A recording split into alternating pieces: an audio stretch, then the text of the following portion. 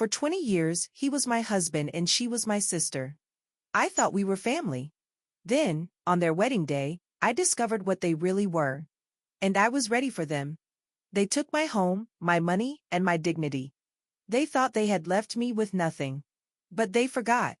I had the one secret that could destroy them all. It's strange how easily you can take happiness for granted. When I think back to those mornings, sipping coffee with Michael at the kitchen table, the sunlight making patterns on the wooden floor, I can't help but feel a pang of longing. Back then, I thought it was ordinary, that everyone who had been married for over 2 decades shared that kind of rhythm. A glance, a laugh over some shared joke, the quick squeeze of hands before the day began. It felt so natural, so forever. How blind I was to the cracks forming beneath the surface of that perfect life. We had built something solid, or at least that's what I believed. Michael was my high school sweetheart. We'd met at homecoming when he asked me to dance, and embarrassingly enough, I tripped over my own feet. I remember the way he laughed, not cruelly, but warmly, as if he already cared about me. That laugh carried us through college, through the early years of building a life together, through long nights spent worrying about mortgages and bills. He was my best friend. I never doubted him. Not once. Teaching gave my life structure, a sense of purpose. I loved the hum of the classroom, the clatter of pencils against desks, and the moments when a child's eyes lit up with understanding. Middle school kids can be chaotic, but I adored their energy, their hope. They reminded me of younger versions of myself and Michael, back when the world felt wide open. After each school day, I'd come home to a house that I poured my heart into. It was never lavish, but it was ours, cozy, with framed memories on every wall, the faint smell of lavender from the candles I loved to burn. Then there was Vivian, my younger sister. She was always dramatic. In high school, she'd swirl into the room like a storm, drawing attention effortlessly. I didn't envy her, at least, I don't think I did. Growing up, people often compared us. Vivian's so lively, so fun, they'd say, as if I didn't pale beside her outgoing charm. But I brushed it off.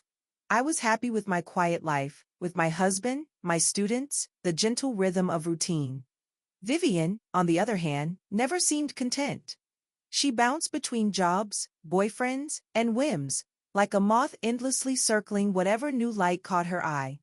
Whenever we talked, there was always an edge to her compliments, too sweet, too sharp, but I told myself it was harmless. Sisters needle each other. It's what we do, right? Looking back, I see the way jealousy curled in her words like smoke. That last Thanksgiving before everything fell apart is etched into my memory. The wine was flowing, and Vivian sat across from Michael, laughing at some story he was telling about his college days. I remember watching her tilt her head just so, hair falling to one side, the light catching her cheekbones. It was a gesture I'd seen her use 1,000 times before, a subtle way of drawing someone in. I didn't think anything of it. Why would I? She was my sister. My flesh and blood. That night, Michael kissed my forehead as we cleaned up the dishes. "I'm lucky to have you, Grace," he said, his voice soft. I smiled, not even bothering to look up from the soapy water. We're lucky to have each other. That was true, wasn't it? Little signs crept in, like ants crawling through tiny cracks in the foundation. Michael started staying late at work more often. He seemed distracted at home, staring at his phone as if it held the answers to all life's problems. When I asked if everything was okay, he'd wave me off. "Just deadlines," he'd say with that tired smile I knew so well. I didn't push. People get stressed. He loved me. I loved him. That was enough. And then there was Vivian, her visits becoming more frequent, always arriving with a bottle of wine or a story about the latest drama in her life. "Michael's such a great listener," she'd once said with a grin that seemed just a little too wide. "You're so lucky, Grace." I dismissed it as typical Vivian, flirty, playful, a little tactless. I didn't see the barbs beneath the surface until much later. I can still hear the sound of our car pulling into the driveway after we'd gone to the neighborhood church auction, Michael's hand resting lightly on mine as he drove. It was those small gestures that reassured me, that told me we were still us, even as the world around us buzzed with change. How wrong I was. Trust, when nurtured too much, can become a blindfold. Mine was tied so tightly that I couldn't see how quickly the threads of my life were unraveling. Vivian had always been unpredictable, but I started noticing a shift when she dropped comments riddled with passive aggression. "You've built such a stable life, sis," she'd say almost wistfully. "I always wonder what it's like to have it all." Her words would hang in the air like smoke, but I brushed them off with a laugh. I thought she admired me. Loved me, even. How could I know the truth simmering under the surface? That behind Vivian's wide smile and Michael's familiar warmth lay a betrayal too cruel, too surreal for me to even imagine. That the happy hum of my days was about to shatter into heartbreak. Unaware of the storm gathering beyond my neatly framed world, I drifted through those days in blissful ignorance. That's the part that haunts me most, how perfect it all seemed before it crumbled. It's almost like the universe took a deep breath, holding still just long enough to catch me unaware before yanking the ground out from under me. Everything was about to change, but standing in those quiet, peaceful moments, I genuinely thought my life was full. Looking back, it's almost laughable how naive I was. Standing on the brink of betrayal, I didn't even feel the edge beneath my feet. Does betrayal have a sound? A crack in the foundation as it gives way. A whisper behind your back that you're a fool. Or perhaps it's as quiet as the sigh Michael let out when I stood in front of him, holding his phone, every horrible truth laid bare in my hands. I still remember how warm the phone felt in my grasp, like it had just been used to do something unforgivable, and maybe it had. But even then, I wanted to believe there was some mistake. That the text I'd read, private words meant for someone else, could somehow be explained away. It happened on a Thursday. Funny, isn't it? How you can pinpoint the end of your world to a random day of the week. I hadn't meant to look at his phone. I was clearing the dinner table, and he'd left it there, face up, buzzing with the notification. Vivian's name appeared on the screen, the same way it had hundreds of times before. "You left me breathless this morning," winking face emoji, the preview read. My heart stuttered, faltering between disbelief and a sickening realization. My first reaction wasn't anger. It was confusion. There had to be an explanation, didn't there? Some joke I wasn't in on. Something innocent. But I made the mistake of unlocking the phone. Message after message scrolled before my eyes, stained with words I can't forget no matter how hard I try. Words like "can't wait to see you again," "beautiful," and "she'll never know." And then there were photos, Vivian in the sweater I gave her for Christmas, sitting on what was unmistakably our bed. Our bed. My breath hitched, loud enough for Michael to hear it from the living room. He called out from the couch, his voice tinged with casual warmth, completely unaware that his double life was unraveling in real time. "Hey babe, everything all right in there?" All right? No, nothing was all right. But I couldn't move. My knees locked, my fingers gripping the edge of the dining table to keep steady. I didn't cry. Not then. The tears wouldn't come until much later, when I was alone, curled up on the cold tile of the bathroom floor. In that moment, all I felt was numb, like my body was shutting down to protect me from the blow. When I finally joined him, holding the phone like some damning piece of evidence from a crime scene, he barely looked up. "Michael," I said, my voice steady but distant, as if I were speaking to someone else's husband. "What is this?" The moment his eyes met mine, I saw the truth. It was written all over his face: guilt, fear, and worse, resignation. He didn't stumble over excuses or try to wrestle the phone from my hands. He simply sat back, dragging his palm over his face, and let out a breath. "I didn't want it to come out like this," he said, "and I think that's what broke me more than anything. Not the affair, not even the fact that it was with Vivian. It was that he didn't fight, didn't even seem to care that I'd finally discovered their secret. He wasn't apologetic. He was relieved. There are moments in life when time seems to split, leaving you stranded in the wreckage of what once was. I stood there, staring at the man I'd shared more than half my life with, the man I thought I knew better than anyone. And all I could think was, who are you? "It's not what you think," he started, but I cut him off, my voice trembling now. "She's my sister, Michael." How could you?" His shoulders fell, and he didn't even try to deny it. I didn't mean for this to happen. I never wanted to hurt you, but it just happened. Vivian and I, he stopped himself, shaking his head as though what he was about to say was noble or justified. I've been unhappy, Grace. I need something more. Something more. More than what? A wife who stood by him through layoffs and health scares? A home we built together, piece by piece. I wanted to scream, to throw something, to make him feel just an ounce of the pain twisting inside me. But I didn't. I felt paralyzed, standing perfectly still as my world crumbled like sand. Are you leaving me?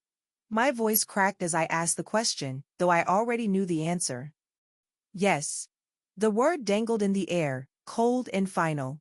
There was no hesitation, no second guessing. He had made his choice, and it wasn't me. I don't know how long I stood there, staring at him like he was a stranger who just happened to know all the secret parts of me, the way I curled into a ball when I slept or the way I hated olives but ordered them on pizza because he loved them. Every small compromise I'd made for our life together suddenly felt like a mockery of who I'd been all along. The next few days passed in a blur. Michael moved into Vivian's apartment almost immediately, leaving behind nothing but a hastily packed suitcase and a fading cologne in the air. My friends whispered their condolences, their glances a mixture of pity and morbid curiosity. She must have seen it coming, they'd say when they thought I couldn't hear. There had to have been signs. But betrayal doesn't come with a warning. It doesn't arrive with blaring sirens or flashing lights. It slips in quietly, unnoticed, until it's standing in your kitchen holding everything you hold dear. I didn't know how to eat, sleep, or breathe without feeling the shadow of them looming over me. They weren't just a couple, they were a spectacle. They went to the same coffee shops Michael and I used to haunt, held hands in public like the world didn't already see them for what they were. At night, when the silence grew louder than my thoughts, all I could feel was the hollow ache of what I'd lost. Not just my husband. Not just my sister. But every ounce of safety and trust I'd ever known. And yet, somewhere beneath the despair, a seed began to grow. A whisper of something that wasn't quite anger, but not entirely grief either. It wasn't fair. They shouldn't get to walk away unscathed, flaunting their betrayal while I sat alone in the wreckage. No, this wasn't the end, not for me. If they thought I'd vanish quietly, fade into the background of their perfect new life, they were wrong. I'd find my voice. I'd make them hear it. After Michael left, time moved strangely. Days blurred into nights, and nights stretched into eternity. I felt like I was floating outside my body most of the time, as though watching someone else suffer in my place. It was easier to think of it that way. To imagine it wasn't me crying silently into my pillow. That it wasn't me cleaning out closets and stumbling upon a forgotten shirt of his, the faint trace of his aftershave clinging to the fabric like a ghost. Everywhere I turned, I was reminded of them, Michael and Vivian. Their betrayal wasn't content to just linger in my mind, it followed me into the real world, haunting every errand, every conversation. I couldn't walk into the local grocery store without hearing murmurs from the checkout line. "That's Grace, isn't it? Did you hear about her husband?" And with her sister, no less. The pity in their eyes wasn't what hurt the most, it was the judgment. As if I had failed in some invisible way, as though I should have seen it coming. I wanted to shout at them that it wasn't my fault, that none of this was. But humiliation is a strange thing. It chokes your voice before you've even tried to speak. The house was a special kind of torture. It felt so empty without Michael's presence, but somehow it also felt too full of him. Every corner was a souvenir of the life we had built together. The creak of the floorboards in the hall reminded me of how he paced there when he needed to think. The worn arm of the couch was where he always rested his head while we watched endless reruns of Jeopardy! It wasn't just a house, it was a mausoleum of memories, each one cutting deeper than the last. But as much as the house tormented me, it was nothing compared to the financial fallout. Michael hadn't just taken his suitcase and his lies, he'd taken half of everything we owned. And of course, since I was just a teacher, my savings couldn't stretch to cover the mortgage and the countless bills flooding in. I had to give up the car we had picked out together 5 years ago, sell off furniture, and even dip into my emergency fund just to get by. The worst part, I had spent years building this life, piece by painstaking piece, while Michael walked away with not just his half but with the smug satisfaction of starting fresh, unburdened. If you think losing my husband and my home was enough, you'd be wrong. What betrayed me the most, perhaps even more than Michael and Vivian, was the silence of people I thought were my friends. My so-called support network splintered the moment the gossip reached their ears. Couples we used to host for dinner stopped calling. The PTA moms I once chatted with in the teacher's lounge avoided eye contact. They didn't say it out loud, but I could see it in the way they looked at me, like I was tainted. Like I deserved this somehow. Even my family wavered. My parents, God bless them, tried to stay neutral. But how do you stay neutral when one of your daughters is sleeping with the other's husband? Grace, we don't want to take sides, my mother had said one evening over the phone, her voice full of weariness. We love you both. And Vivian? Well, she's struggling too. Struggling? Vivian was living in her shiny new apartment with my husband, sipping wine and posting pictures of their perfect new life on social media. While I was alone, drowning in bills and heartbreak, she was struggling. I wanted to scream at my mother that neutrality was just another betrayal. But what was the point? She didn't understand. Nobody did. The nights were the hardest. Silence is deafening when your mind is screaming. Every thought was a loop that dragged me deeper into the same abyss. How could they do this to me? Why wasn't I enough? Why didn't I see it coming? I tried to sleep, but even my dreams weren't a reprieve. I'd wake up gasping, drenched in sweat, having dreamt I was drowning in a sea of their laughter, their happiness. I started avoiding the bedroom entirely, opting instead to curl up on the couch with old sitcoms playing in the background. The laugh tracks felt mocking, but at least they drowned out my own thoughts. One night, a few weeks after the split, I broke. I was washing dishes, the repetitive motion barely keeping me grounded, when the plate in my hand slipped and shattered against the tile floor. That was all it took. The act of something breaking, something simple and whole now reduced to jagged pieces, it mirrored the way I felt inside. I dropped to the floor, not caring about the sharp fragments beneath me, and sobbed so violently my chest ached. It was as if every ounce of hurt, anger, and humiliation rushed out of me at once, releasing in waves I couldn't control. That's when it hit me. As I sat there amidst broken ceramic, something shifted. I realized this pain, this overwhelming devastation, it couldn't be all there was. I couldn't let it end like this, with me crying in a pile of my own wreckage while they paraded around like victors. They had taken everything from me, but they didn't get to take me. They didn't get to walk away unscathed while I sank deeper into this pit of despair. No, they needed to feel it too. They needed to understand what they had done, to see it cost them dearly. For the first time in weeks, I stood up.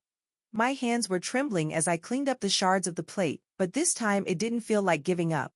It felt like something else entirely, like resolve. They thought they had taken everything from me. My home, my security, my dignity. But they had no idea the resilience I carried beneath the surface, the fire that betrayal had ignited in me. I didn't know how I was going to do it yet, but one thing became clear to me in that moment: I wasn't done. Not even close. If they believed I would crumble quietly, that I'd fade into the background while they played out their sordid little love story, they were sorely mistaken. Broken, yes. But finished. Not even close. If you've ever felt this kind of heartbreak, the kind that threatens to break you completely, know this: we're stronger than we think. Stay with me. There's more to come. Because my story, well, it was only just beginning. I knew it was coming, but somehow when it arrived, it cut deeper than I could have ever imagined. People had been whispering about them for weeks, about their public displays of affection, their matching smiles at the farmer's market, the way even the baker on Maple Street seemed to know they were a couple. It wasn't enough for them to humiliate me privately, they had to parade their betrayal through the streets like a trophy. But I didn't expect this. Not this. The invitation arrived in a pale, cream envelope, the kind you'd expect to hold a thank you note for a casual dinner party. When I saw the return address scrawled in Vivian's loopy handwriting, my first instinct was to throw it away. I wish I had. God, I wish I had. But curiosity is a fickle beast. It drives you to places you know you shouldn't go, to answers you know will rip you apart. And so I opened it. It was engraved, the edges gilded like it was something precious. Her name first, of course. Vivian Morgan Thompson. His second, as if he were the afterthought. Michael Andrew Thompson. The date was set for early spring, a renewal of love and new beginnings, the card read in a flourish of gold cursive. I think I laughed. It wasn't a sound anyone would recognize as laughter. It croaked out of my chest, harsh and bitter, until the room swayed, and I had to grab the countertop to steady myself. They were getting married. And they wanted me there. The audacity was dizzying. Who invites the discarded wife to watch her husband marry her younger sister? The sheer cruelty of it left me gasping for air. On the back of the card was a handwritten note from Vivian. I hope this can be a healing moment for all of us, Grace. Michael and I care for you deeply, and your blessing means so much. Love, Vivian. Healing moment. My blessing. How does a heart not burst from rage at something so grotesque? I wanted to scream until the walls of that empty house finally cracked and crumbled around me. I wanted to tear the invitation into a million pieces and send it back to her stitched together with my fury. But I didn't. Instead, I sat at the kitchen table, staring down at that card with its perfect edges, and felt something shift inside me. They weren't just trying to erase me. They were trying to rewrite the narrative, cast themselves as the heroes of a love story no one dared to question. And I was meant to be nothing more than the faded ink of a footnote. I couldn't let that happen. The weeks leading up to the wedding were a battlefield I wasn't prepared to walk, but life didn't give me much choice. It was as though their engagement had turned them into local royalty. Everywhere I went, their names followed like shadows I couldn't escape. Vivian's face smiled back at me from social media posts and engagement announcements, her ring glittering obscenely in every shot. People I had once considered friends left comments dripping with fawning admiration. Such a stunning couple. True love always wins. As if this were some competition where their happiness didn't come at the expense of my entire life. I could feel myself unraveling with each passing day. The final blow came 3 weeks before the wedding. All my coping mechanisms, fragile as they were, shattered in the blink of an eye. I was in line at the pharmacy, nursing a pounding headache and praying no one would recognize me. But fate has a wicked sense of humor. Behind me, 2 women chatted, their voices just low enough to make me strain but loud enough to cut through the haze in my head. Did you hear Grace's sister is marrying Michael? God, can you imagine? What a mess. Poor Grace. Yeah, but honestly, she must not have been much of a wife if her own husband ran off with her sister. I mean, you can't really blame him, right? I froze, my teeth grinding together until my jaw ached. Not much of a wife. It was such a simple sentence, said with such casual cruelty. They didn't even know me, but they'd pieced together their version of my downfall, one in which I deserved what happened to me. I didn't turn around. I didn't give them the satisfaction. I paid for my Advil and left, but those words stayed with me. When I got home that night, something inside me snapped. I couldn't let this go on. Their story had been simplified, romanticized, and by standing silently, I had become the tragic character they needed to justify their narrative. Michael didn't leave me because I lacked something. He left me because he was selfish, vain, and weak. Vivian didn't win because she deserved him. She won because she was cruel enough to snatch something that was never hers. And yet, to the world, they were the ones who had triumphed. Not anymore. That night, I pulled out the box where I kept the scraps of my old life, documents, photos, the bits and pieces too painful to look at but too precious to throw away. As I sifted through it, I stumbled upon something unexpected, an old journal of Michael's, something he'd left behind in his haste. It was tucked beneath a stack of our holiday photos, as if hiding itself from discovery. I flipped through it aimlessly, not expecting anything of consequence, but what I found made my pulse race. There it was, buried amidst his dated musings and financial notes, a thread. It started small, like an unnoticed crack, but with every page, connections began forming in my mind. Numbers, locations, names. Was this real? My breath quickened as pieces fell into place, each one more damning than the last. By the time I closed the journal, my hands were shaking, not with fear but with something far more potent. I had been blind, yes, but now I could see clearly. I knew exactly what I needed to do. They thought they'd invited me to their celebration of love, their nauseating little spectacle of happiness. What they didn't realize was they had just handed me the perfect stage. And I wasn't going to squander it. This wasn't about revenge anymore. It wasn't about sinking to their level or becoming like them. No, this was about something bigger, justice. The kind that doesn't just expose the lies but turns the entire story on its head. They wanted to rewrite the ending, but I wasn't about to let them hold the pen any longer.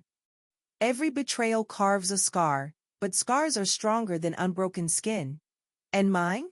Mine would be the foundation of something they'd never see coming. I couldn't sleep that night. The journal sat on the table in front of me, its pages splayed open like a wound I couldn't stop probing. I had reread it 3 times, each pass unearthing something darker, something more damning. At first, it was fragments, business meetings Michael had claimed were late dinners, unexpected sums of money that never appeared in our accounts, and scribbled notes about dates and events that didn't align with any part of the life we'd shared. But as I pieced them together, a pattern emerged, a sordid tale Michael had kept hidden even from his precious Vivian. There was a financial discrepancy, no, outright theft, that threaded through every corner of his life. It must have started years before he left me, small enough to fly under the radar but bold enough to reveal the tracks of a man who thought himself untouchable. It wasn't just about our savings, though he had quietly drained a significant portion without my knowledge. No, this went deeper. Michael had been playing a game, a dangerous one, with clients' trust, leveraging investors in some kind of scheme. I wasn't familiar with every detail, but what I understood was enough to make my stomach churn. He'd use false promises, fake contracts, and forged partnerships to funnel money into his own ventures that had crumbled long before he walked out the door. My mind raced as I considered the implications. A man like Michael didn't get to live consequence-free. He had spent years carefully crafting the persona of an upstanding husband, community presence, and professional. But buried in these pages was the truth of what he really was, a fraud. And the best part, if I could piece this together, it wouldn't take much to make others see it too. I sat back in the chair, pressing my fingers against my temples. The revelation was almost too big to comprehend. For months, I had let grief and anger swallow me whole, convinced I had no power in this nightmare. But suddenly, holding that journal, I realized the power had been in my hands all along. The thought steadied me, the way standing on firm ground steadies you after a long fall. The plan wasn't born all at once. At first, it was just a vague idea, a flicker of determination that kept me awake long into the night. I couldn't expose this alone, not when the details were still murky. I needed someone who could help. Someone who understood the system Michael had exploited. My mind flitted to a name I hadn't spoken aloud in years, Mark Bennett. A lawyer I had worked with once during my teaching tenure, back when the PTA had tried to strong-arm a fellow teacher into an unfair contract. Mark had been sharp, relentless, and fiercely ethical. Reaching out to him felt like a gamble, but it was one I had to take. The first phone call was stiff, awkward even. I hadn't seen him in nearly 5 years, and the weight of my situation made every word feel heavier than I intended. "Mark," I began, gripping the phone so tightly it left imprints on my palm, "I need your help. It's about Michael."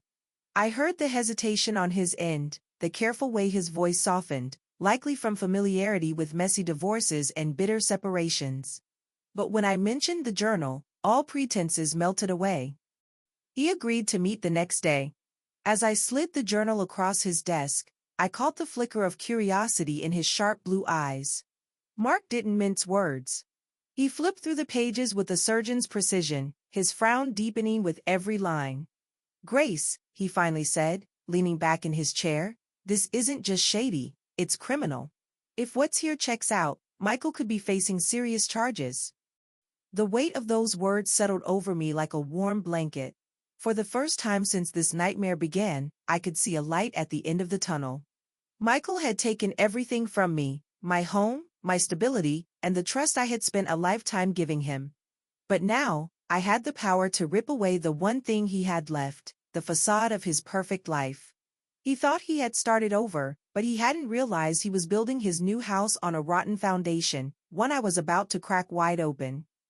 Mark warned me the road ahead would be long. We needed more than vague journal entries if we wanted to make a case. But I wasn't afraid of hard work.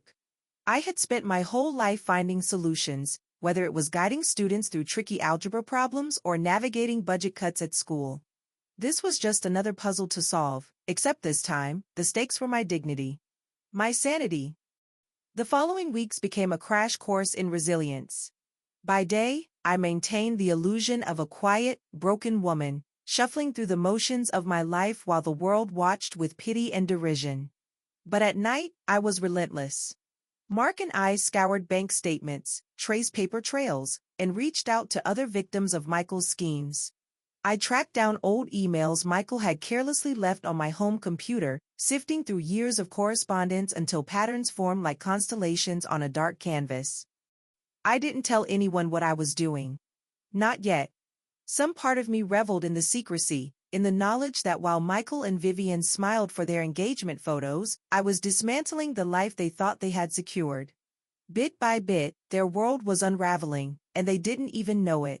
The thought kept me going during long nights when exhaustion and self-doubt threatened to creep back in. About 2 weeks into our digging, Mark called me with a new discovery. "Grace," he said, his voice tinged with excitement I hadn't heard before, "it's worse than we thought. There are more victims. And some of them, they're willing to talk." Victims. The word felt charged, electric. Michael had always been so careful about appearances, hiding behind his charm and supposed integrity. But now, the cracks were visible, and it was only a matter of time before everything shattered. I hung up the phone, adrenaline coursing through me. The pieces were falling into place faster than I expected. For the first time, I allowed myself to picture the endgame. The fallout wouldn't just be personal, it would be public, loud, and irreversible. And the timing? It couldn't be more perfect. As Michael prepared to marry Vivian, to present their union as some kind of poetic new beginning, I would be there, not to clap politely in the back row, but to rip the curtain down on their farce of a happily ever after. They had underestimated me. That was their first mistake. Their second. Believing their lies had buried me for good. What they didn't know, what they couldn't know, was that a buried woman doesn't disappear. She blooms.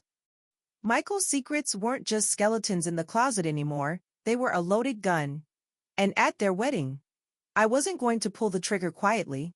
The storm I was preparing wasn't just for me, it was for every ounce of pain they had caused, every betrayal they had glorified, every truth they had twisted. This wasn't revenge. It was justice. And justice? It was coming for them.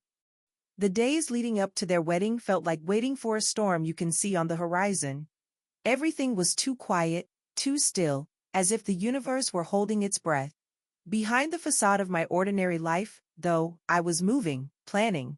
Each step I took, each call I made, was another thread pulled from the lie Michael and Vivian had woven around themselves. Their web of deception was beginning to unravel, and I made sure to tug at it slowly, delicately, savoring every frayed edge that began to come loose. Mark and I worked in secret, meeting under the pretext of old friends reconnecting. We spoke in whispered tones over the hum of coffee shops, hunched over stacks of papers littered with timelines, transaction histories, and highlighted emails.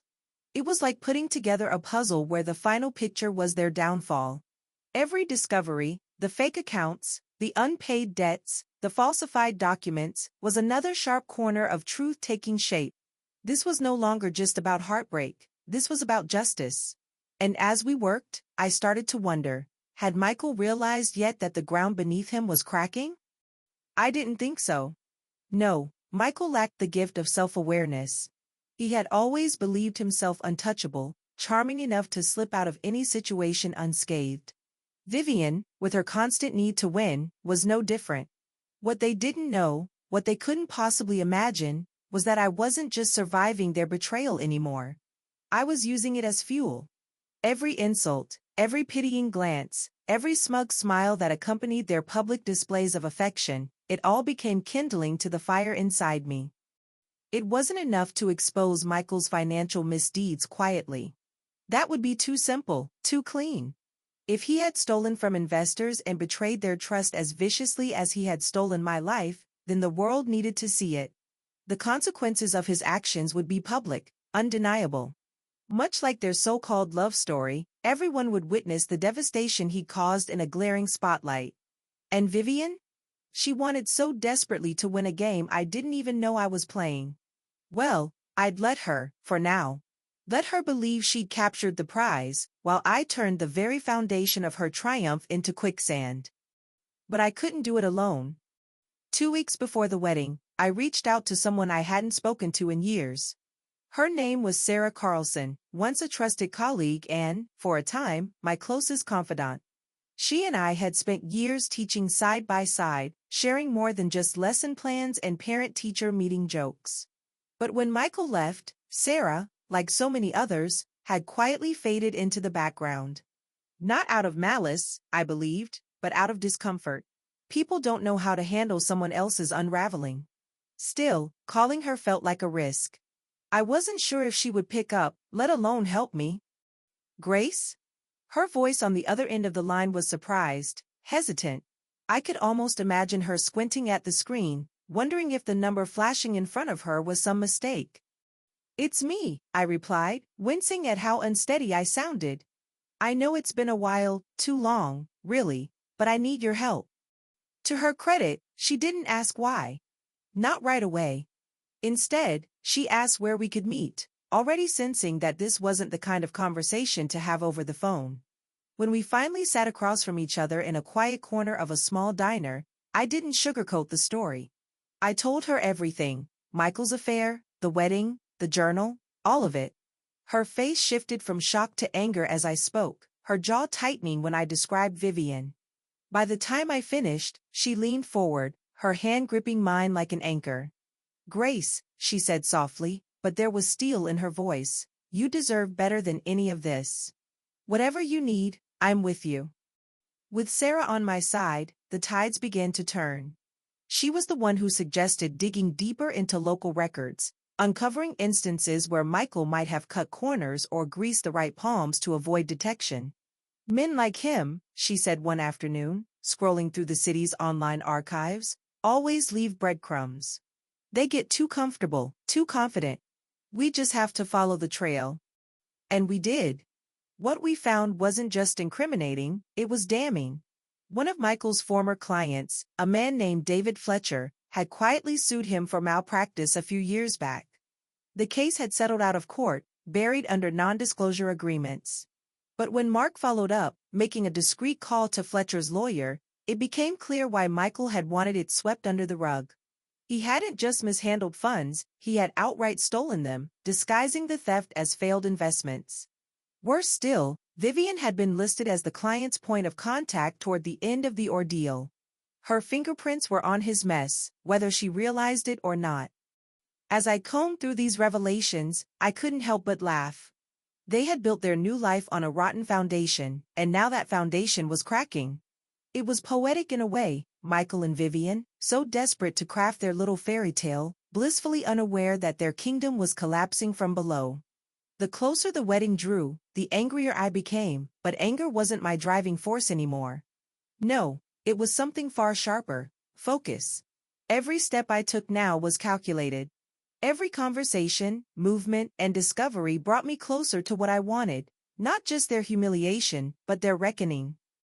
And yet, I kept my cards close to my chest. The last thing I needed was for Michael or Vivian to sniff out what I was doing. If they suspected even for a moment that I wasn't the broken shell of a woman they had left behind, they might adjust course. I couldn't allow that. So I played my part. I smiled thinly at people who offered their half-hearted sympathy. I walked through town like a ghost, head low, hair unkempt, the perfect picture of a woman undone by betrayal. Let them think I was weak. Let them revel in their illusion of victory. They had no idea that every passing day brought me closer to the moment I would tear their perfect little world apart. And oh, what a moment it would be. If you're still here, you're probably wondering what happens next. Trust me, it's worth seeing through to the end.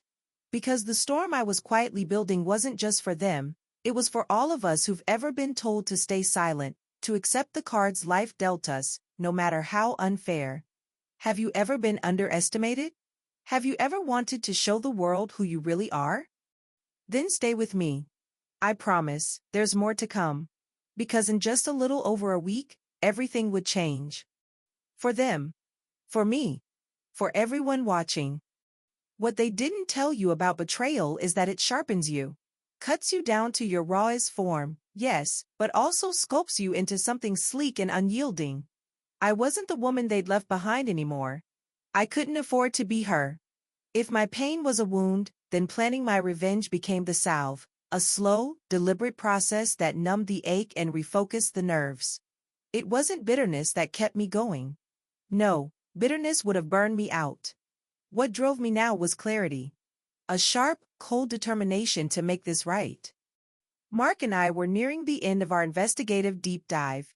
Michael's journal had been the thread that unraveled it all, but what we were piecing together now was a tapestry, a damning portrait of fraud that was nearly ready to be unveiled. The paper trail stretched further than I could have ever anticipated. Fake business accounts, fraudulent tax filings, and payouts that didn't align with any legitimate contracts. Vivian's name appeared more than once, scattered across documents she probably never read, unknowingly tethering herself to his crimes. And yet, no lawyer, no banker, no investigator had ever looked deep enough to see the patterns. The irony wasn't lost on me. It took a betrayed, overlooked wife with nothing to lose to finally uncover it. But simply gathering the evidence wasn't enough. That would have been too easy. What Michael and Vivian had done wasn't just a legal offense, it was a moral one. They hadn't just robbed me of my family, my home, and my security, they'd reduced me to cannon fodder, a casualty on their road to happiness. And so, the revenge had to be public, spectacular. Something they could never recover from. The wedding was scheduled for Saturday, a sunlit afternoon likely chosen to showcase Vivian's obsession with perfection. I imagined the venue draped in muted pastels, soft garden lights, her favorite delicate china imported just for the occasion. And there Michael would be, grinning beside her like the smug bastard he was, pretending none of this had ever happened. They probably envisioned the day as the grand conclusion of their love story, vindication for their choices. But they underestimated me, again. They wouldn't find vindication. They'd find a reckoning. I thought about their guest list frequently during my preparations. The faces that would surround them, clinking glasses and smiling, blissfully ignorant or complicit in their betrayal. Nosy acquaintances who had whispered quietly about me for months.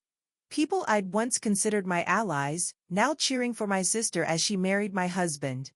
I didn't know how Vivian had managed to spin their story, but knowing her, she had painted their sordid affair as some kind of meant-to-be romance. That didn't matter now. They believed what they wanted to believe. By evening's end, they'd all know the truth. I need to make this public, Mark, I said during one of our final meetings, my hands trembling slightly over a cup of untouched coffee. He was used to my urgency by now, but this time, he raised an eyebrow. Public, meaning what exactly? Meaning the wedding, I said. The words felt heavy, almost too brazen to speak aloud. I need them to answer for this in front of everyone. It's the only way they'll really feel it. It's the only way people will see them for who they are. He leaned back in his chair, fingers steepled thoughtfully. I wasn't sure if he was thinking up counter-arguments or silently trying to keep up with the firestorm brewing behind my eyes. That's a high-risk move, he said finally, his tone careful. Not just legally, personally. Are you ready for the fallout? It was a fair question. One I had already asked myself 100 times in the quiet hours before sleep. Any lingering doubt, any residual fear of backlash, was silenced by the memory of that invitation in my hands, mocking me with its golden cursive. Whatever fallout I faced, it wouldn't compare to the humiliation and cruelty they had already inflicted. I'm ready, I told him, and I meant it. The days that followed were an intricate dance, a slow, suffocating game of chess where every move mattered. Mark finalized the legal aspects of the case, pulling together witnesses and confirming timelines. Meanwhile, I prepped my role, the hidden queen ready to topple both king and pawn. I couldn't confront them directly. Not yet. So when the florist called, some mix-up over Vivian's bouquet order, accidentally directed to my number instead, I answered as politely as ever. When I bumped into a mutual friend at the grocery store, I smiled evenly through her awkward attempts at small talk, offering nothing beyond a hollow chuckle that didn't reach my eyes. The key was maintaining the illusion that I was still shattered and broken, no real threat to anyone. Vivian even texted me once that week, a saccharine message dripping with faux concern. "Hey Grace, just checking in. Hope to see you at the wedding, it really would mean the world to me. I think this could be healing for all of us." The audacity was staggering. Healing. Yes, that's how she saw it, how she wanted everyone else to see it, as an amicable blending of lives she had so carelessly destroyed. I didn't respond. Words didn't seem adequate for the rage her text ignited. Instead, I spent the evenings before the wedding rehearsing, not for some speech or confrontation, but for composure. Live grenades don't need warning labels, and I didn't need to telegraph my next move. When I pictured Vivian smiling in her white dress, and oh, how I imagined she would dare to wear white, a hollow kind of satisfaction settled in. For every second that she stood there, basking in the applause, I'd be dragging their ship further toward the iceberg. On Friday night, less than 24 hours before it all unfolded, I stood in what used to be our bedroom, now stripped of any trace that Michael had ever been there. On the dresser sat a stack of papers, neatly clipped together, evidence, truth. Their undoing. I stared at it for a long while, the weight of the past months pressing on my chest like bricks. Behind that stack of papers lay everything, the moments they'd stolen, the dreams they'd dismantled. My thumb hovered over the edge of the top page, nearly trembling, before I picked it up and slipped it into my bag. I don't remember sleeping that night, only the feel of my heartbeat pulsing in every unlit corner of the house. Time passed like molasses, every hour pulling me closer to the precise moment of no return. By morning, the clarity returned. I dressed simply, dark slacks and a blouse that felt more armor than outfit, and stepped outside. Outside, the air smelled of rain on the horizon, fitting. The morning of the wedding, the sky was a heavy gray, the kind that hints at rain but never quite delivers. I woke early, the air in the house thick with a sense of impending change. The weight of what was to come pressed against my chest, but there was no time for hesitation. I moved through the motions with a mechanical precision, each step rehearsed, each breath measured. This was it. The final act. No more planning, no more preparation, only execution. I checked my bag one last time. The folder of evidence was there, along with a USB drive containing digital copies, a phone loaded with text messages, and a small digital recorder. The tools of my revenge, each one a silent witness to the lies and betrayals that had brought me to this point. I took a deep breath, let it out slowly, and felt the familiar surge of resolve. Today, I would take back my power. The drive to the wedding venue felt like a dream, the roads a blurred ribbon of asphalt cutting through a world that was about to shift on its axis. I parked a few blocks away, walking the rest of the distance to blend in with the early morning crowd. The venue, a sprawling estate with manicured gardens and a grand entrance, was already bustling with activity. Decorators were setting up tables, florists arranging bouquets, and guests beginning to trickle in.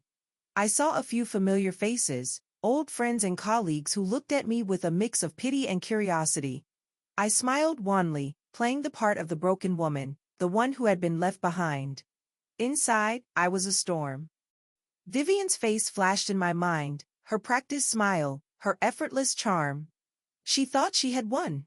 She thought she had reduced me to a shadow, a memory to be politely acknowledged and then forgotten. But I had something she didn't, the truth. And I was about to bring it into the light. I approached the main entrance, my heart steady, my steps deliberate. Security guards gave me a perfunctory nod, recognizing me from the guest list. I slipped inside, the cool air of the reception hall a stark contrast to the humid morning outside. The room was elegant, adorned with soft colors and tasteful decorations, a perfect backdrop for their perfect fairy tale. I found a quiet corner and took a moment to compose myself, running through the plan one last time. Mark had been in touch earlier, confirming that everything was set. The witnesses were ready, the authorities on standby. I had to time it just right, wait for the right moment.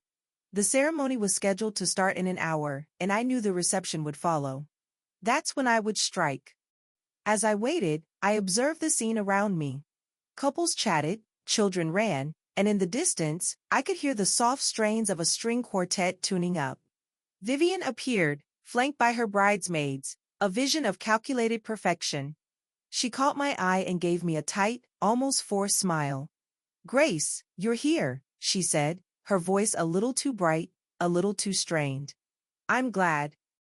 I returned her smile, my own carefully crafted to appear genuine. "Of course, Viv, congratulations." The words tasted bitter, but I pushed them past my lips without a hitch. Inside, I was already counting down the seconds. Michael appeared a short while later, his presence a sharp contrast to Vivian's staged elegance. He looked nervous, his eyes briefly flickering to me before he quickly looked away. He had no idea what was coming, no sense of the storm that was about to break. I watched him from a distance, every muscle in my body coiled, ready to spring. The ceremony began, a whirl of white gowns and tailored suits, the exchange of vows that felt hollow even from a distance. I stood at the back, a silent observer, my mind a whirl of thoughts and emotions. As they sealed their promise with a kiss, the crowd erupted in applause. I felt a pang of something that might have been grief, but it was quickly overshadowed by the resolve that had been building within me. This was their moment of triumph, but it was also their moment of reckoning. The reception was a blur of chatter and laughter, the atmosphere light and festive. I moved through the crowd, slipping from one group to another, a ghost among the revelers. I watched as Michael and Vivian cut the cake, their smiles frozen in place, the world at their feet. It was the perfect picture of happiness, but it was built on lies. And lies, I knew, couldn't stand forever. I found a moment of solitude, retreating to a secluded corner of the garden. The air was thick with the scent of blooming flowers, a stark contrast to the storm brewing inside me. I took a deep breath, closed my eyes, and let the weight of the moment settle in. This was it. No more waiting, no more second-guessing. I opened my eyes, feeling a sense of calm wash over me. This was my moment. My truth. I returned to the reception hall, the folder in hand, my steps purposeful.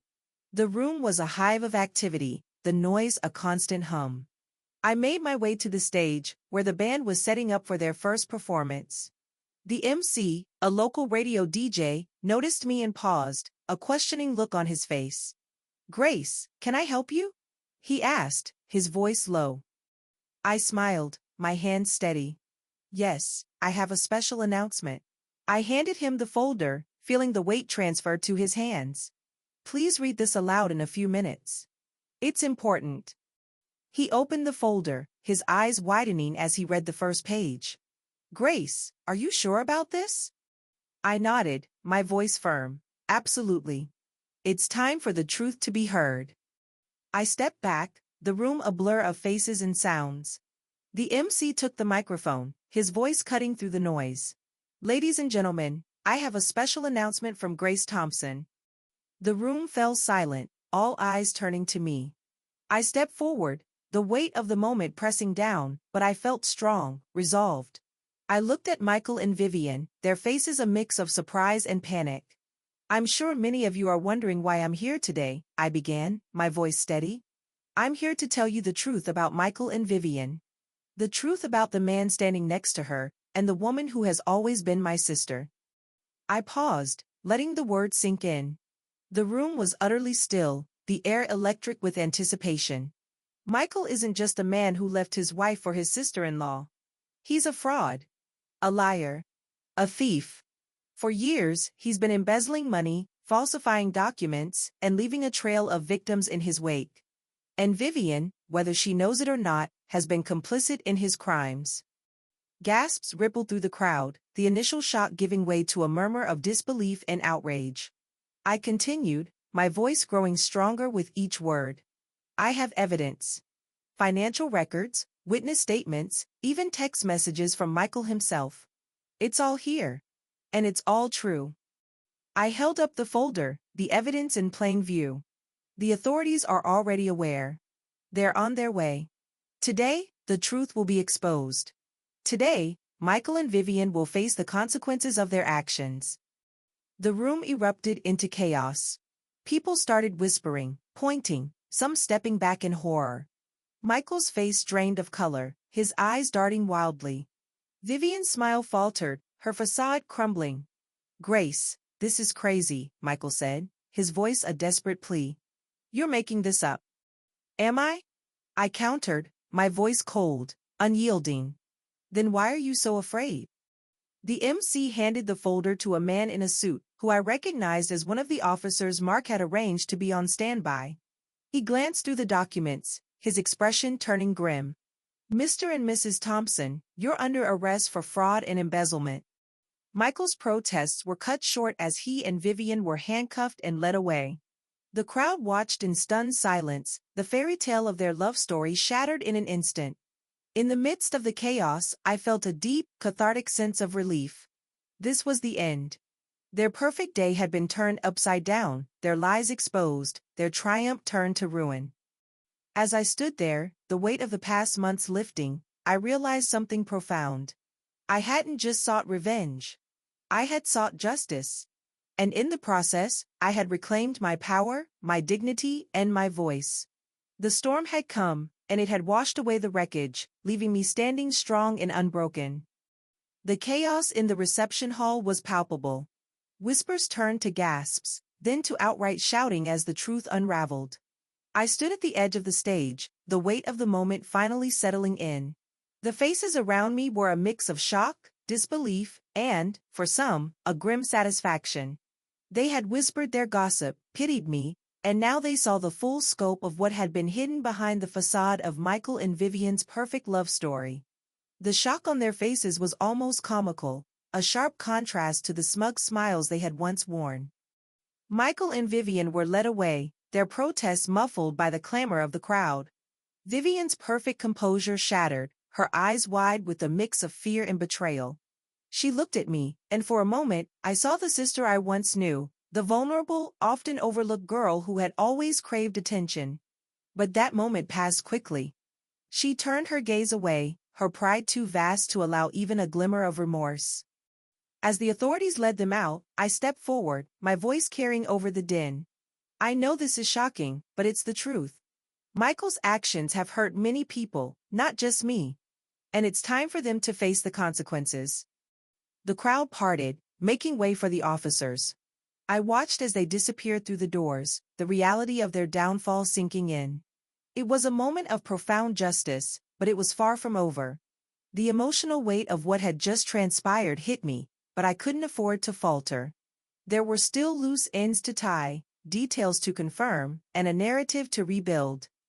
I found Mark in the corner, his expression a mix of relief and admiration. You did it, Grace, he said, his voice low. They're going to face serious charges. This is going to be a huge case. I nodded, my mind already moving to the next steps. We need to make sure everything is airtight. The evidence, the witnesses, every detail. I don't want them to find any loopholes. He placed a reassuring hand on my shoulder. Don't worry. We've covered all the bases. They're going down, and it's going to be messy. But you've done this. You've taken back your power. I appreciated his support, but the battle wasn't over. I needed to ensure that every aspect of their deception was exposed, that no stone was left unturned. The road ahead was still long, but I was ready for it.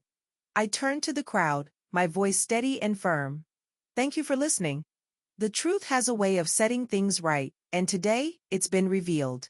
For those of you who have been affected by Michael's actions, we will make sure justice is served. The crowd was still in a state of shock, but a few brave souls stepped forward, their faces determined. David Fletcher, one of Michael's former clients, approached me. Grace, I never thought I'd see this day. Thank you for having the courage to come forward. You've given us all a voice. I nodded, my resolve solidifying. We're all in this together now.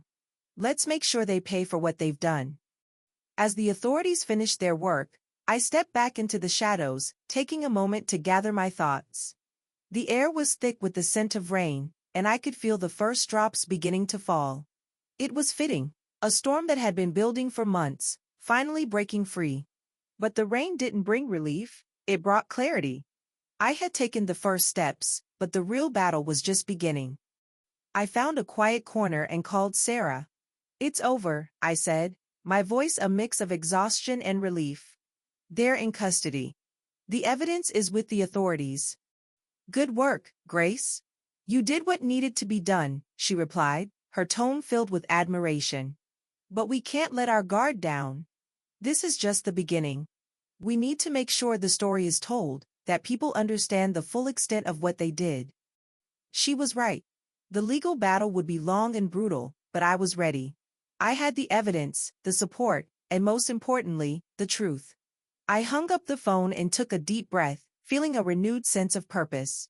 The rain continued to fall, a cleansing that washed away the last remnants of my doubt. I decided to stay for the aftermath, to face the questions and the curiosity. The reception, once a celebration of love, had become a scene of broken illusions. People gathered in small groups, whispering and gesturing toward the doors through which Michael and Vivian had been led. I moved through the crowd, answering questions with calm, precise answers. "Yes, it's true." "No, I didn't know about the financial fraud." "Yes, I knew about the affair, but not the extent of his crimes." Each interaction felt like a small victory, a step toward reclaiming my narrative. I wasn't just a woman who had been betrayed, I was a woman who had fought back, who had taken control of her life in the face of unimaginable pain. The more people I spoke to, the more I realized that my story wasn't just about revenge, it was about justice, about restoring the balance that had been so cruelly disrupted. As the evening wore on, the initial shock began to give way to a sense of collective anger and resolve. People who had once been indifferent or judgmental were now allies, their own stories of betrayal and pain coming to the surface.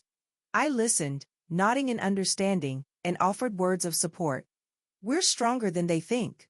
We can make a difference."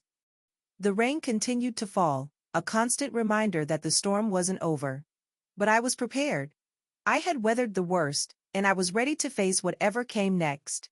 The evidence was in the hands of the authorities, and the wheels of justice were turning. Michael and Vivian would face the consequences of their actions, and I would be there to see it through. As I made my way to my car, the rain was starting to ease, the sky clearing to reveal a calm, almost serene evening. The air felt lighter, the weight of the past months lifting. I got into the driver's seat and turned the key, the engine rumbling to life. The road ahead was uncertain, but I was no longer lost. I had a plan, a purpose, and a resolve that nothing could shake. I drove away from the estate, the rain-streaked windows a blur of light and shadow. The storm had come, but it had also brought clarity. I was ready to face whatever came next, to rebuild my life on the foundation of my own strength and integrity. This was just the beginning. The real battle was still to be fought, but I was no longer a victim. I was a survivor, and I was determined to see this through to the end. If you've ever felt the sting of betrayal and the weight of injustice, you know the power of standing up and fighting back. My story is far from over, and I hope you'll stay with me to see how it unfolds. Because the journey to justice is a long one, but it's worth every step. And it's only just beginning. The days following the wedding were a whirlwind of legal proceedings and media attention. The news of Michael and Vivian's arrest spread like wildfire, their carefully crafted image of a perfect couple shattering in the public eye. I spent those days in a state of focused intensity, working closely with Mark and the authorities to ensure every piece of evidence was presented in court. The trial was set to begin in a matter of weeks, and the stakes couldn't have been higher. The courtroom was a tense, charged space. Rows of seats filled with spectators, journalists, and the curious, all hanging on every word. I took my place in the witness stand, feeling the weight of the moment. Judge Mitchell's voice echoed through the room as he called the court to order. The air was thick with anticipation, the kind that makes every breath feel deliberate. Michael and Vivian were led in, their hands cuffed, their faces a stark contrast to the confident smiles they had worn at their wedding. Michael's eyes met mine, and for a moment I saw a flicker of something, fear, perhaps, or regret. But his expression quickly hardened. Vivian, on the other hand, avoided my gaze, her eyes downcast, as if she couldn't bear to see me. The prosecutor, a no-nonsense woman named Sarah Ellis, began her opening statement. Her voice was clear and commanding, laying out the charges in a methodical, relentless manner.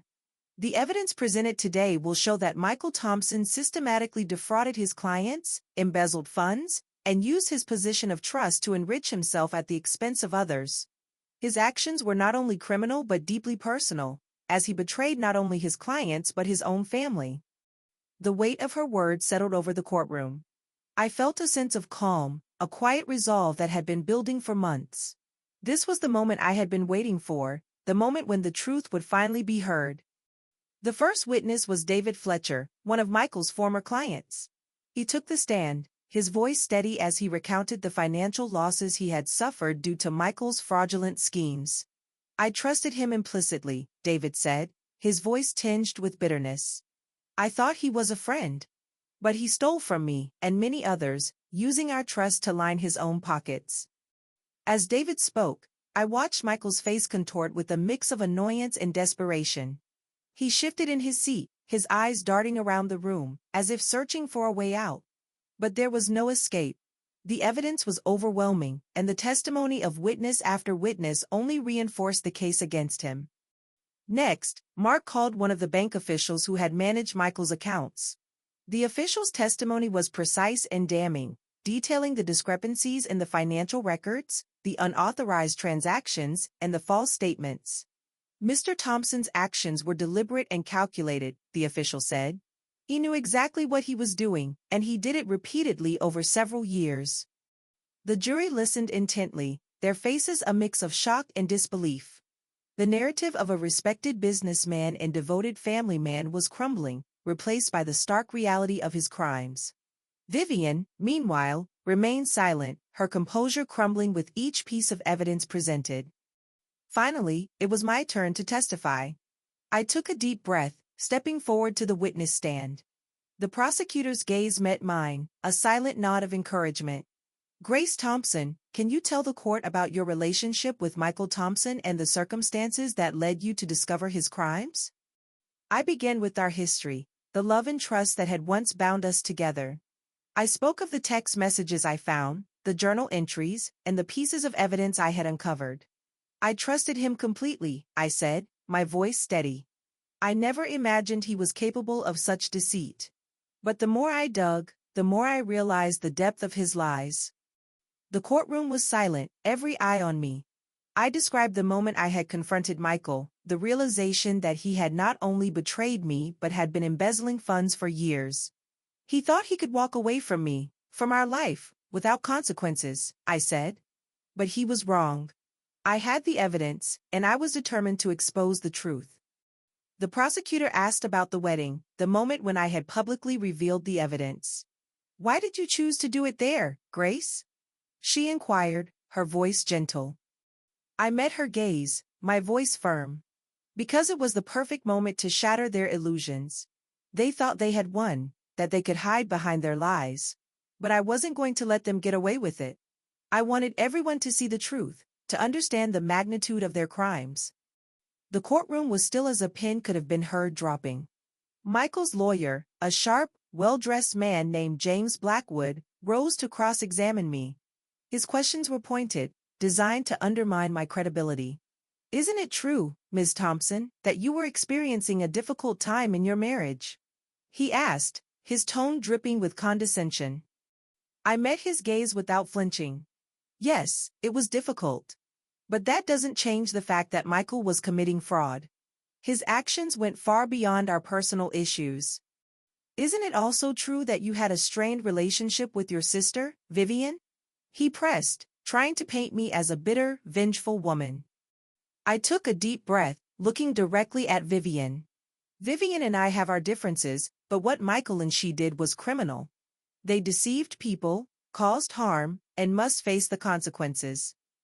The cross-examination continued, but I held my ground, answering each question with clarity and resolve.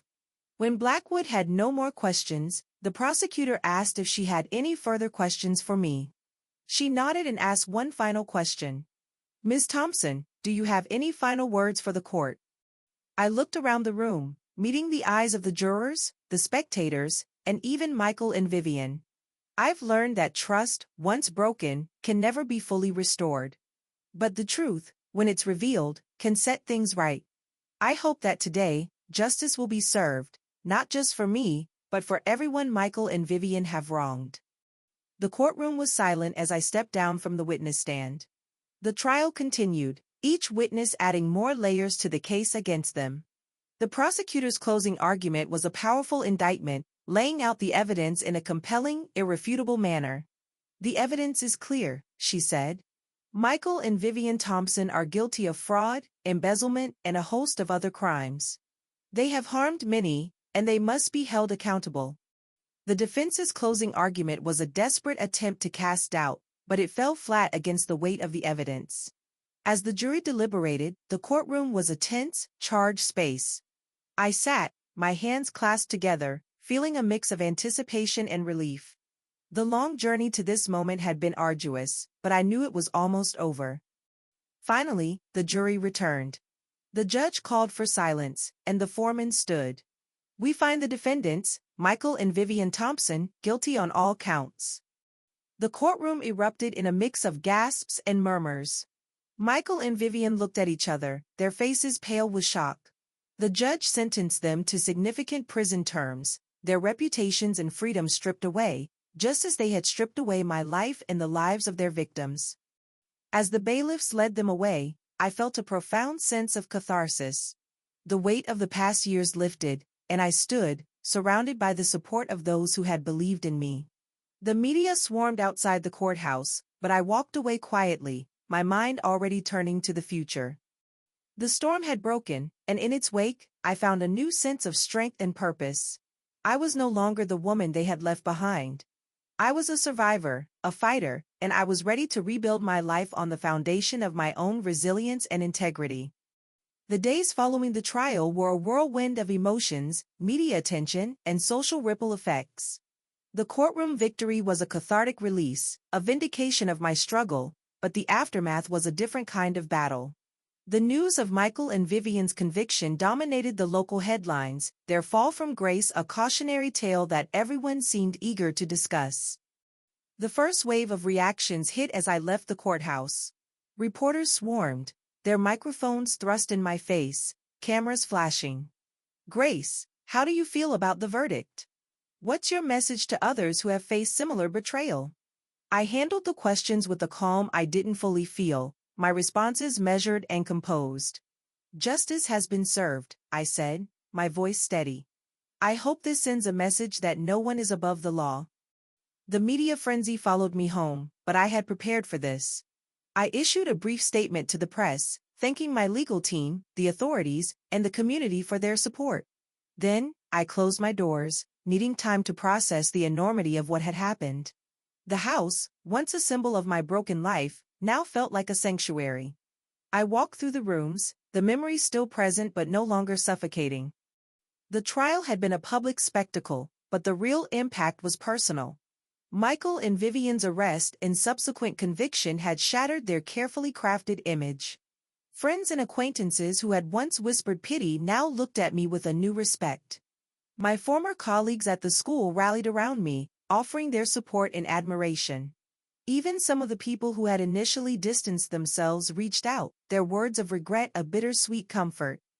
But the most profound change was within myself. The weight of the past years lifted, replaced by a sense of empowerment. I no longer saw myself as a victim of betrayal but as a survivor who had fought back. The journey had been long and painful, but it had taught me resilience and the strength of standing up for the truth. A week after the trial, I received a call from Tom, the former colleague who had known about Michael's affair but stayed silent out of fear. His voice was hesitant, tinged with guilt. "Grace, I'm so sorry for everything. I should have come forward sooner. I let you down." I listened to his apology, feeling a mix of understanding and disappointment. It's not just about you, Tom. It's about all the times people choose to look away rather than speak up. But I appreciate your honesty now. The conversation was a turning point.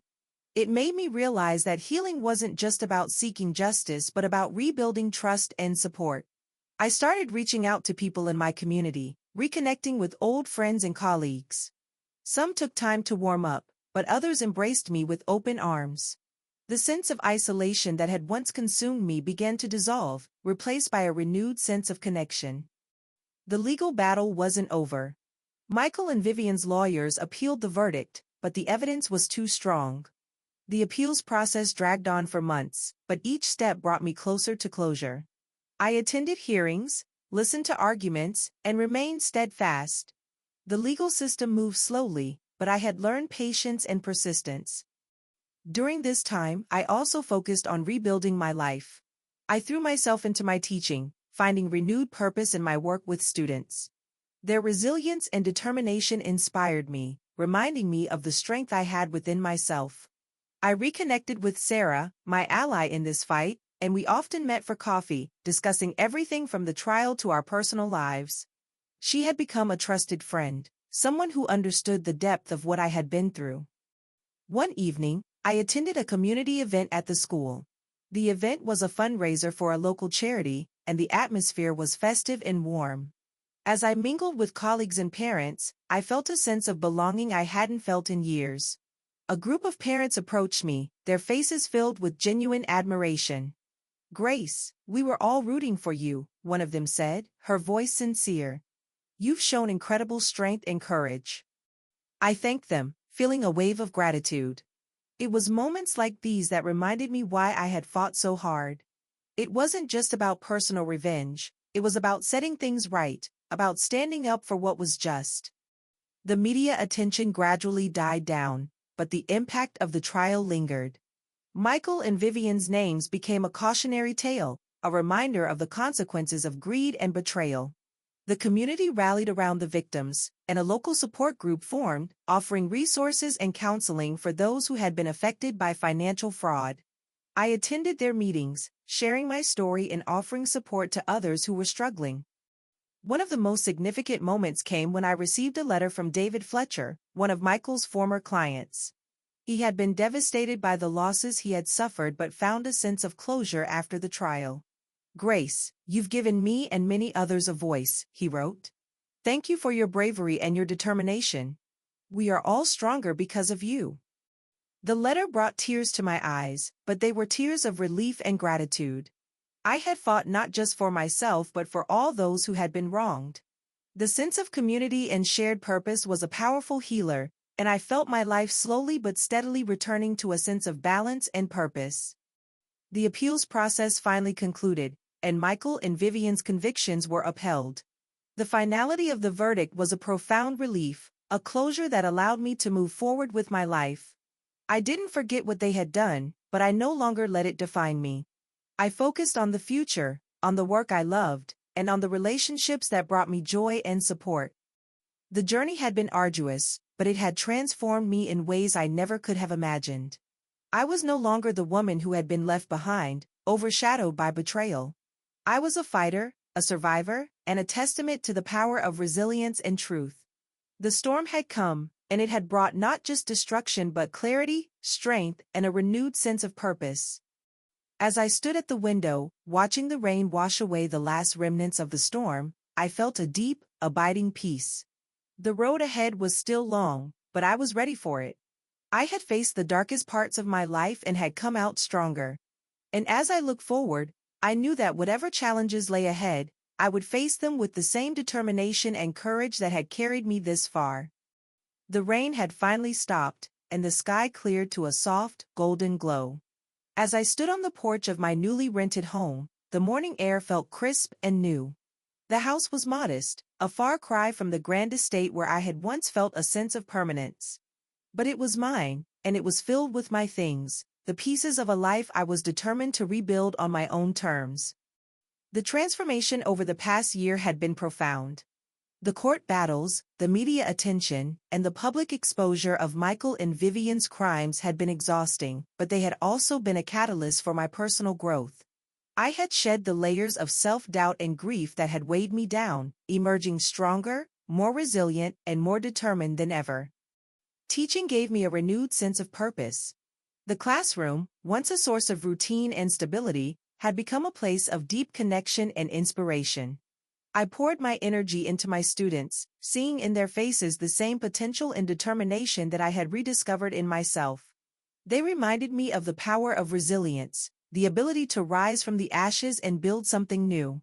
Each day, I left the school with a sense of fulfillment, the kind that comes from making a difference in the lives of others. The community had also changed.